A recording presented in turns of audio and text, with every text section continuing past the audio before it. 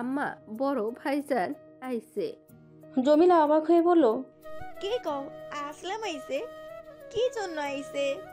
তা তো জানি না আম্মা, আপনি ঘরে চলেন। জমিলা বেশ চিন্তায় পড়ে গেলেন জায়েদার কথা শুনে। আসলামের এভাবে এই বাড়িতে আসা ভালো লক্ষণ নয়। তিনি বেশ বুঝতে পারছেন কোনো কুমতলব নিয়ে আসছে কে জানে। অনুরিমা আত্মীয় বেশ অবাক হলো তাদের জ্যাঠার আগমনে। দীর্ঘ ব্যস্ততার শেষে ক্লান্তহীন শরীরে তন্দ্রাচ্ছন্ন ফারিস যখন বিছানায় গা এলিয়ে শুয়ে পড়ল, তখন মনে পড়ল অনুরিমার সাথে আজকে তার কথা হয়নি। মুঠোফোন হাতে নিতেই মনে পড়ল অনুরিমার আজকে রেজাল্ট দেবার কথা। তাই দেরি না করে উঠে পড়ল অনুরিমার রেজাল্ট জানার জন্য। বেশ অনেকক্ষণ মুঠোফোনে কল দিয়েও অনুরিমার হদিশ পেল না। মনে মনে ক্রোধান্বিত হলো সে। এই মেয়ের কোনো কাণ্ডজ্ঞান নেই, ফোন কল করেও পাওয়া যায় না।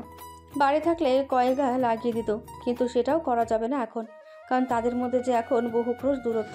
সে ঢাকায় আর অনুরিমা নির্জনা গ্রামের বাড়িতে। আসলামের আসার কথা শুনে ছুটে আসেন জমিলা। আসলাম সাথে তার বউকে নিয়ে এসেছে। ছেলের বউকে দেখে আরও বেশি অবাক হলেন। আসলামের বউ বিলকিস শাশুড়িকে দেখে হেসে উঠলেন। আমা বলে কাছে এসে পা ধরে সালাম করে শাশুড়িকে জড়িয়ে ধরেন। জমিলাও হাসি মুখে তাকে জড়িয়ে ধরলেন। কিন্তু এত হাসি খুশি মুখ দেখে যার পরনায় অবাক হচ্ছেন তিনি। বড় ছেলের বউকে খুব ভালো করে চেনা আছে তার। এই মহিলা স্বার্থ ছাড়া কারো ত্রিসীমানায়ও পা রাখেন না। তাহলে এই বাড়িতে কোন মতলব নিয়ে এসেছে তার বোধগম্য হচ্ছে না। আসলাম মাকে এসে জড়িয়ে ধরে প্রবেশ করে।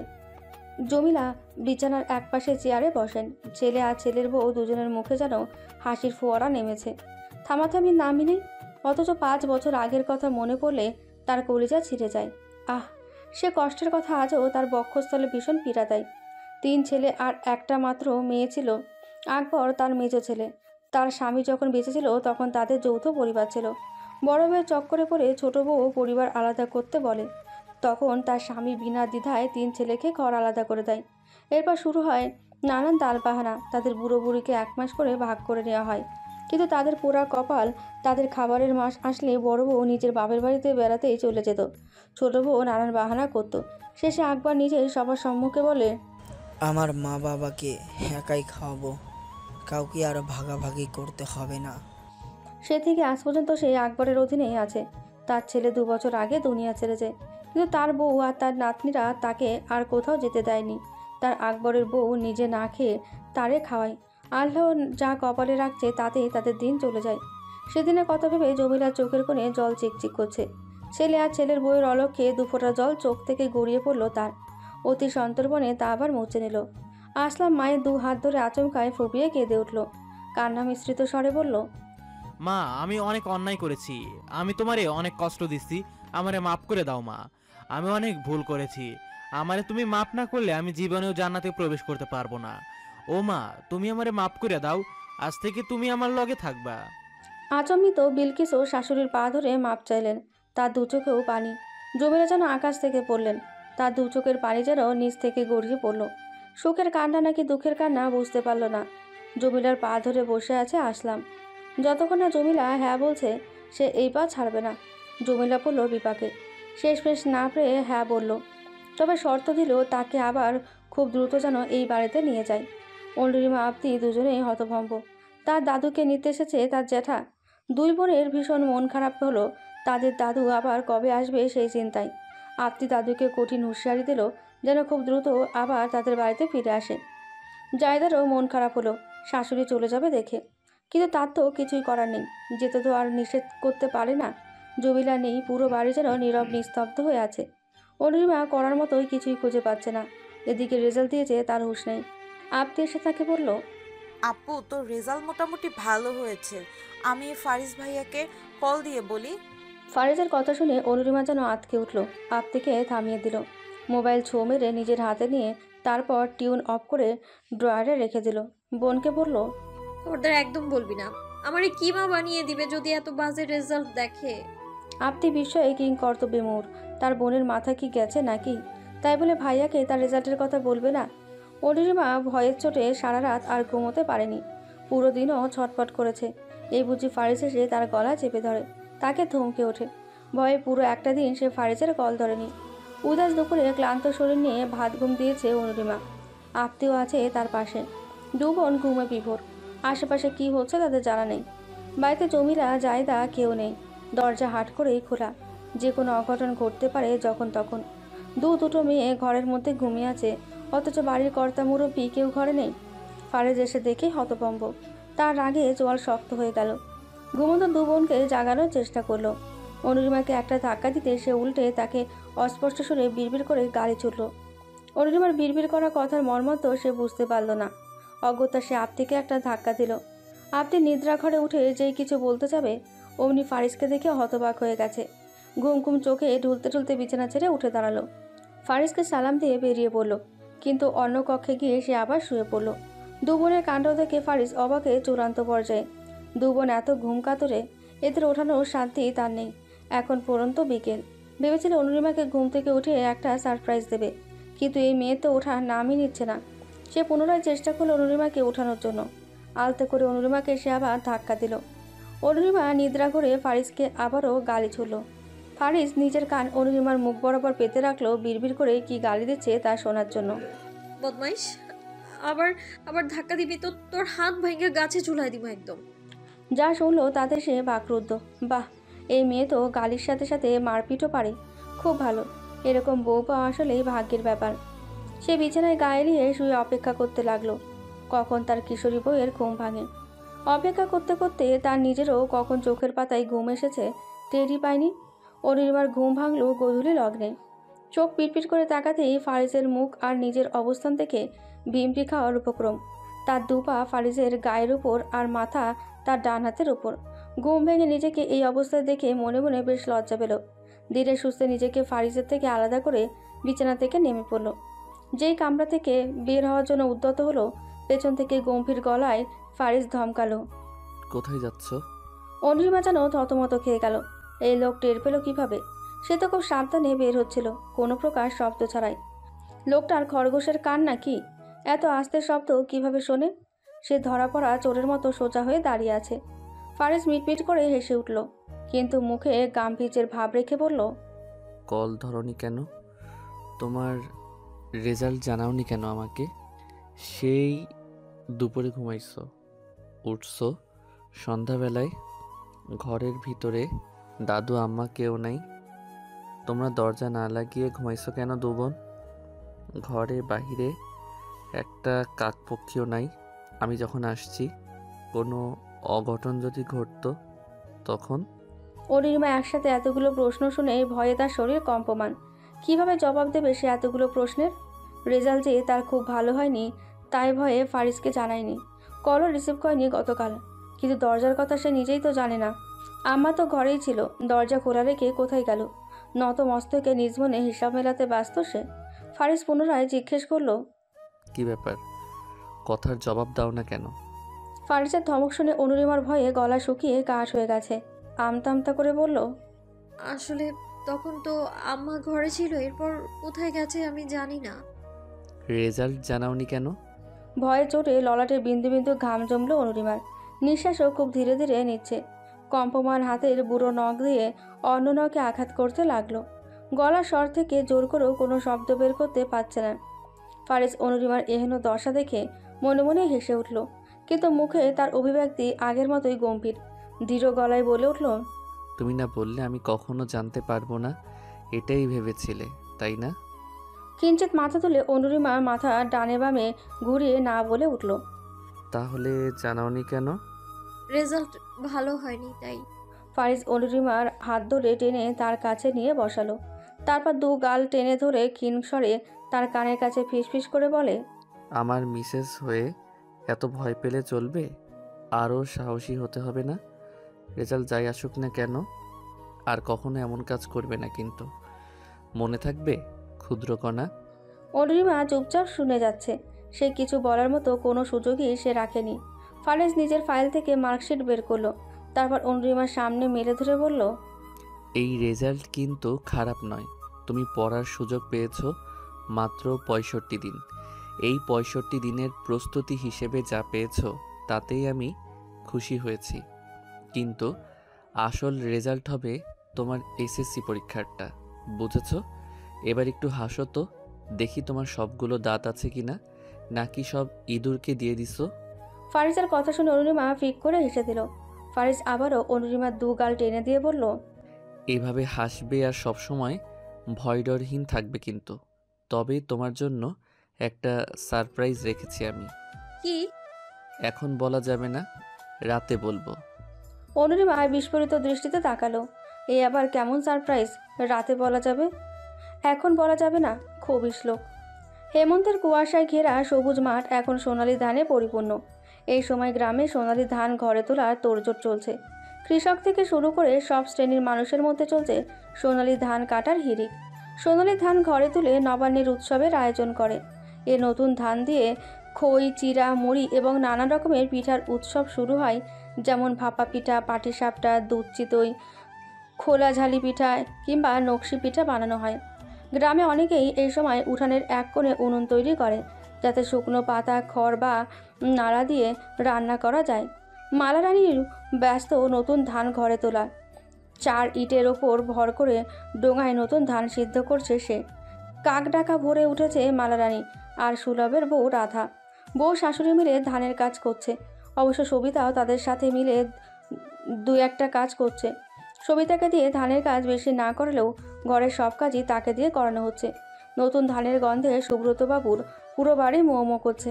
উঠানের এক কোণে খড়ের গাদা, অন্যদিকে ধানের গোছার পালা, মাঝে আবার ধানের বিশাল স্তূপ রাখা। বাড়ির আশেপাশে রাস্তায় চারদিকে ধানের খড় ছিটিয়ে ছিটিয়ে রাখা। এভাবে আউশ ধানের খড় রোদে শুকাচ্ছে তারা।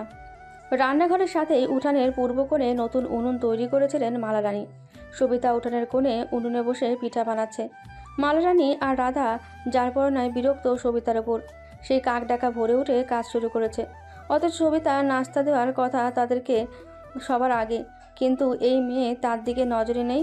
মালারানী রাধাকে পাঠালেন দেখার জন্য সবিতা কি করছে এতক্ষণ। পিড়িতে বসে উনুন থেকে ধোয়া ওঠা খোলা ঝালি পিঠা খাচ্ছে সূর্য। মাঝে মাঝে সবিতার সাথে 2-1টা হাস্যরসের আলাপ করছে। সুব্রতবাবু আগেই খেয়ে গেছেন, তাই সূর্য বউয়ের পাশে বসে গরম গরম ধোয়া ওঠা পিঠা খাচ্ছে।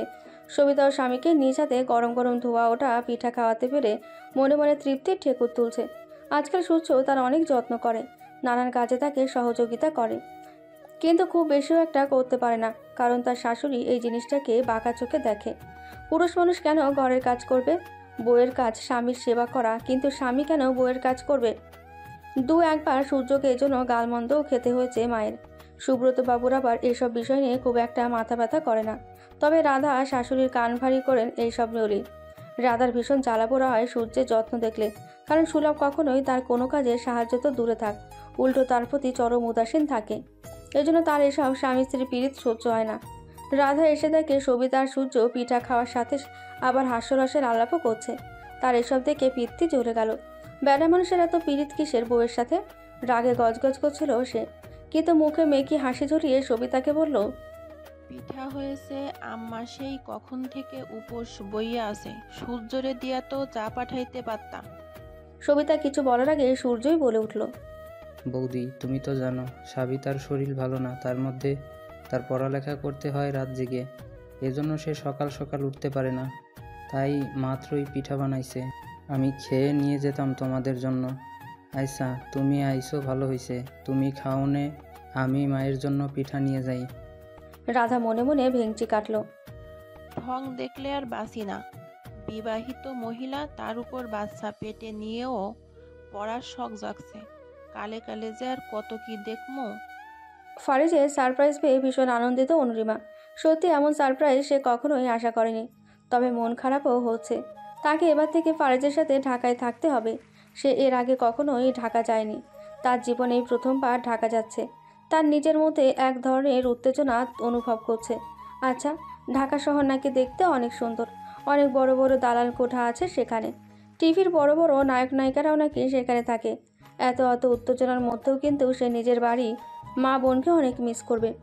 অবশ্যই তাদের খামার, হাঁস মুরগি, তাদের বাড়ির স্নিগ্ধ ফুরফুরে বাতাস, গাছগাছালি, এসব কিছুকেই মিস করবে। এর আগে কখনো সে একা গিয়ে থাকেনি কোথাও, এটাই বোধহয় প্রথমবার। ফারিজ তাকে বলেছে সব কিছু যেন রাতের মধ্যে গোছগাছ করে রাখে। তারা সকাল সকাল রওনা করবে, কিন্তু আপনি রাত থেকে মন খারাপ করে উদাসীন হয়ে বসে আছে।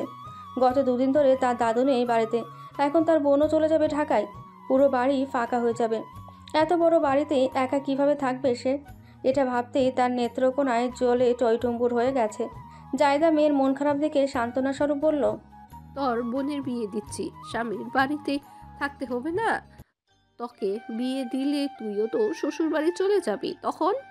আপনি মায়ের কথা শুনে ভ্রু কুঁচকে তাকালো। কপালে শিরাগুচ্ছ তার কাঁপছে। অশ্রুসিক্ত দু আঁখিতে কম্পিত গলায় বলে উঠল, মা, আমি শ্বশুর বাড়ি যাবো না। দরকার হলে ঘর জামাই বিয়ে করবো, এই বাড়ি ছেড়ে কোথাও যাব না। জায়দা মেয়ের কথা শুনে মুচকি হাসলেন। তার মেয়েটা চঞ্চল হলেও চিন্তাধারা তার অতি সাধারণ।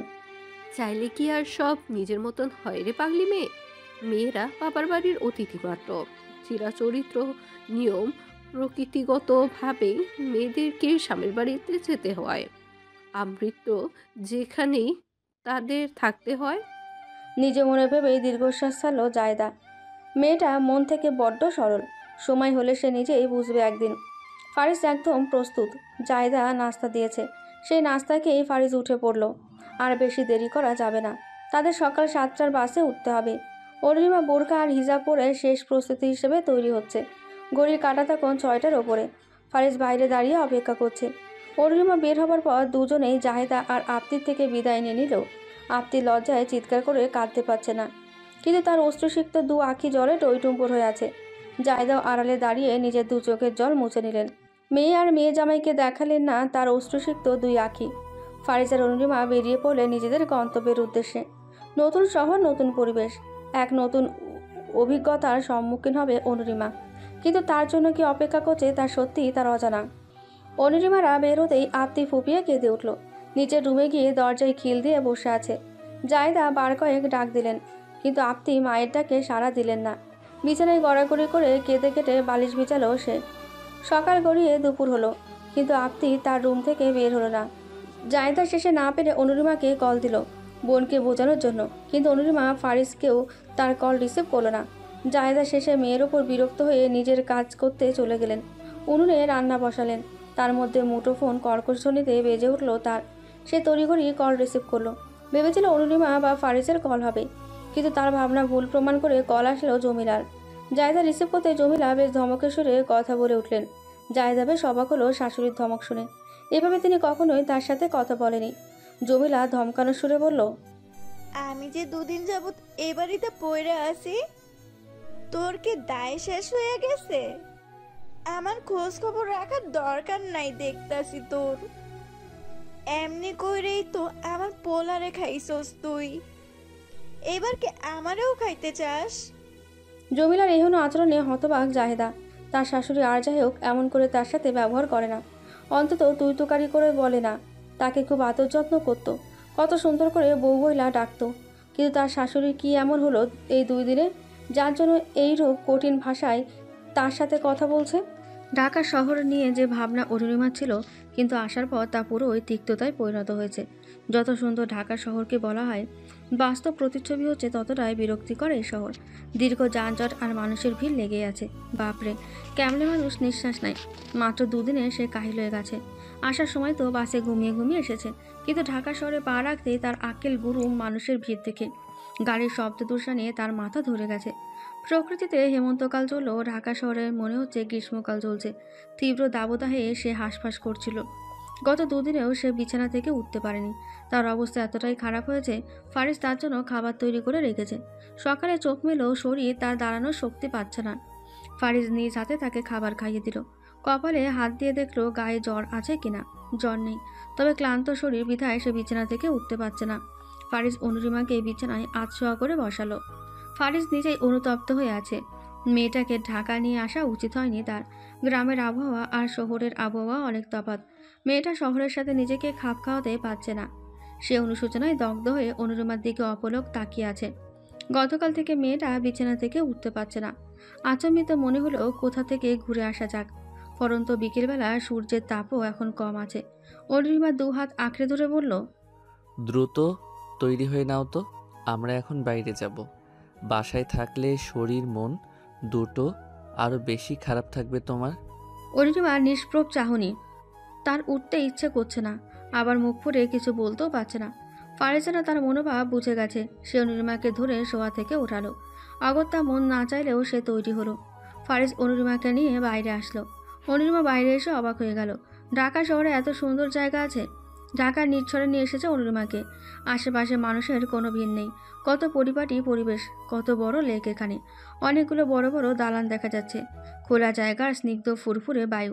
সে বিস্মিত নয়নে সবকিছু দেখছিল। ফারিস তাকে জিজ্ঞেস করলো, পছন্দ হয়েছে তোমার? উচ্ছ্বসিত হয়ে মাথা নাড়িয়ে অনির্মা বলে উঠল। মুখে বলল, সত্যি আমার ভীষণ পছন্দ হয়েছে। এত সুন্দর কেন এই জায়গা? ফারিস আলগোচে হাসল। তারপর বলে উঠল, কিন্তু তুমি কি জানো এই জায়গা কিন্তু জনসাধারণের জন্য উন্মুক্ত নয়। তাই এই জায়গা এত সুন্দর ও পরিপাটি।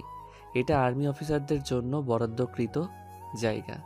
এখানে আর্মি রিলেটিভ হলে আসা যায়। কালকে তোমাকে ক্যান্টনমেন্টও নিয়ে যাব। সেই জায়গাগুলো অনেক সুন্দর। পুরো ঢাকা শহরে নিঃশ্বাস নেওয়ার মতো খোলামেলা জায়গা হচ্ছে ক্যান্টনমেন্ট আর নির্ঝর। এখানে বিস্তৃত খোলা মাঠ, সবুজ গাছগাছালি, সুসজ্জিত রাস্তাঘাট, সুউচ্চ বিল্ডিং, দৃষ্টিনন্দন লেকসহ বাচ্চাদের খেলার জন্য সরঞ্জাম পর্যন্ত আছে। এসব কিছু কিন্তু শুধুমাত্র আর্মিদের পরিবারের জন্যই। পুরো ঢাকা শহরের প্রায় অর্ধেক আবাসস্থল জুড়েই কিন্তু ঢাকা ক্যান্টনমেন্ট। তাহলে ভাবো কত বিশাল জায়গা, তাই না? অনির্মা অবাক হয়ে জিজ্ঞেস করলো, তাহলে আমি কিভাবে এসেছি? ফারিস আবারও হেসে উঠল। অনির্মার প্রত্যুত্তরে বলল, কারণ আমাদের পরিচিত মানুষ আছে তাই আসতে পেরেছি। আসার সময় তাদের নাম বলেছি, শুনুনি তখন? আমার শ্রদ্ধেয় খালুজান হচ্ছেন আর্মি অফিসার। আমার এক বন্ধু ইয়াসিন আর্মিতে আছে। আমার বন্ধু শারাফতের ভাইও আর্মিতে আছে। আমার অনেক পরিচিত মানুষ আছে, তাই আসতে পেরেছি। অনির্মা আবারও অবাক হলো। সে হা হয়ে ফারিজের কথা শুনছিল। দুজন মিলে বেশ কিছুক্ষণ ঘোরাঘুরি করে সন্ধ্যার পর বাসায় ফিরে আসলো। অনির্মার তনু মন দুটো এখন হালকা হয়েছে। গত দুদিনের পর আজকে তার বেশ ভালো লাগছে। বাসায় আসার পর ফারিজ অনির্মাকে বলল, তোমার জন্য আরও একটা সারপ্রাইজ আছে, কিছুক্ষণ পরই দেখতে পারবে। অনির্মা বিস্ময়ের ঘোর যেন কাটছে না। এই লোক তাকে শুধু সারপ্রাইজ দেয়। এত সারপ্রাইজ পায় কোথায় এই লোক? সে কপাল কুঁচকে তাকিয়ে আছে ফারিজের দিকে।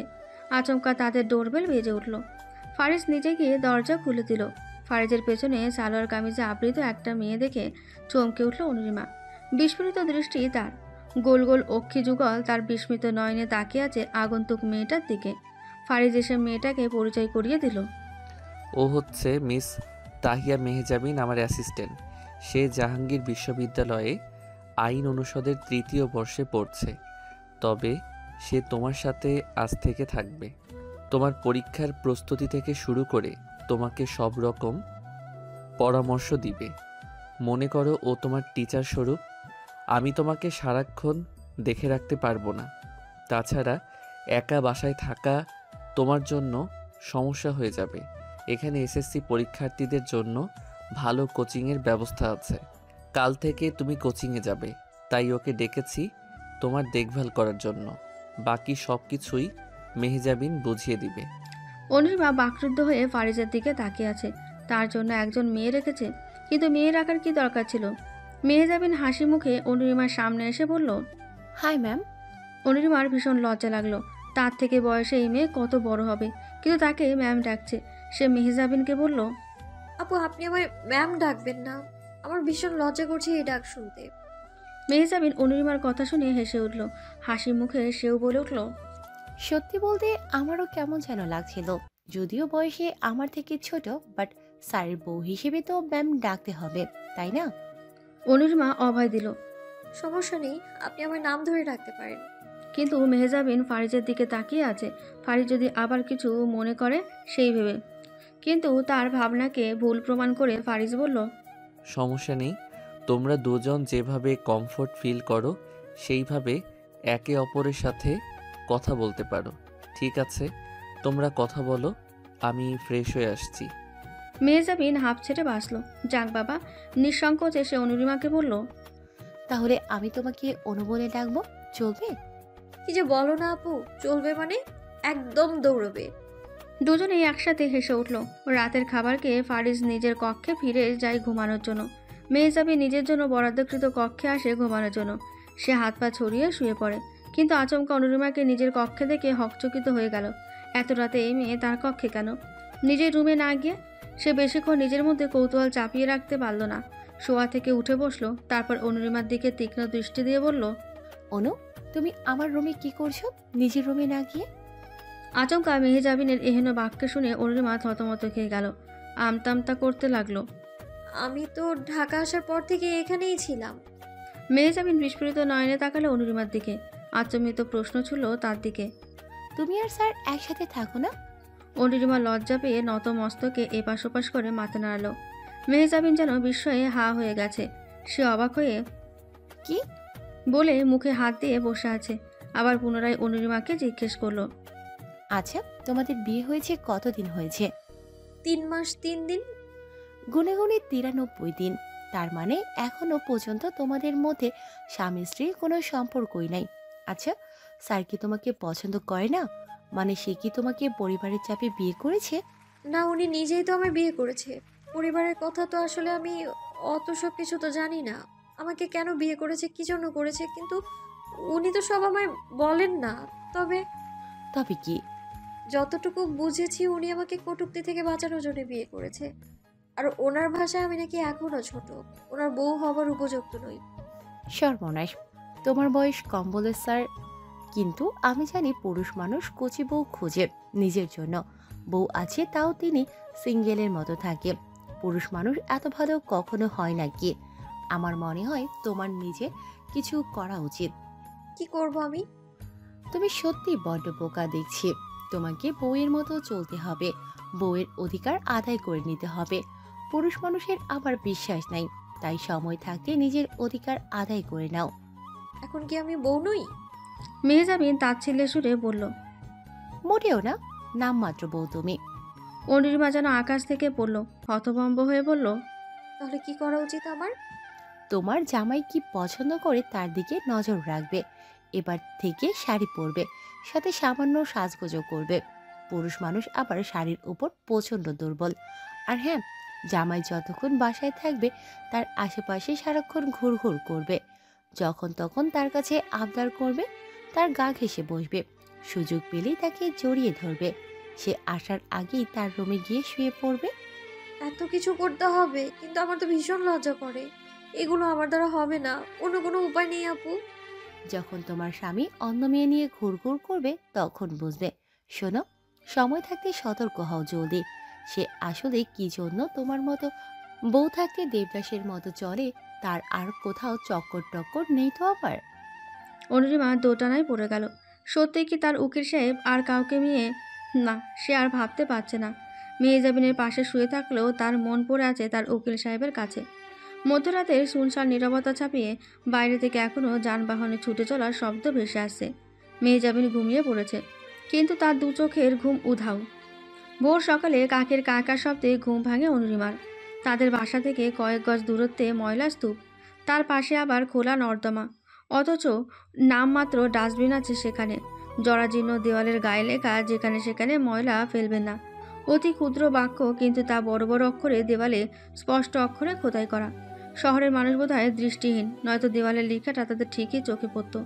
রাস্তাঘাটে এখনও যানবাহন ছোটাছুটি করছে, তবে দিনের অন্যান্য সময়ের চেয়ে সংখ্যা এখন অনেক কম। সম্পূর্ণ ধ্যানমগ্ন হয়ে অনুরিমা যখন বাইরের দৃশ্য অবলোকনে ব্যস্ত, আচমকায় পেছন থেকে মৃদু ধাক্কা অনুভব করে। চোখেতে মুখ ঘুরে তাকাতেই মেহজাবিনকে দেখতে পায়। মেহজাবিন মুচকি হেসে বলে ওঠে, কি ব্যাপার, এত সকাল সকাল ঘুম থেকে উঠে গেছো? ঘুমোতে সমস্যা হচ্ছে তোমার? অবাক দৃষ্টিতে তাকিয়ে থাকে মেহজাবিনের দিকে। তার উত্তরে বলল, না আপু, ঘুমোতে কোনো সমস্যা হয়নি। নাকি বরকে মিস করতেছো? অনুরিমা লজ্জায় কাচুমাচু করতে লাগলো। কি যে বলো না আপু। মেহজাবিনের প্রত্যুত্তরে ছোট্ট করে এক বাক্য বলেই সে তড়িঘড়ি রুম থেকে বেরিয়ে পড়ল। শুধু নিছক মজার ছলে কথাগুলো বলেছিল মেহজাবিন, কিন্তু অনুরিমার লজ্জা দেখে সে নিজেই অবাক হয়ে গেল। এই মেয়ে এত লজ্জা পায় কেন? সকালে নাস্তা শেষে ফারিস অনুরিমাকে তৈরি হতে বলল। তাকে কোচিংয়ে দিয়ে আসবে সে। আসার সময় মেহজাবিন নয়তো সে তাকে নিয়ে আসবে।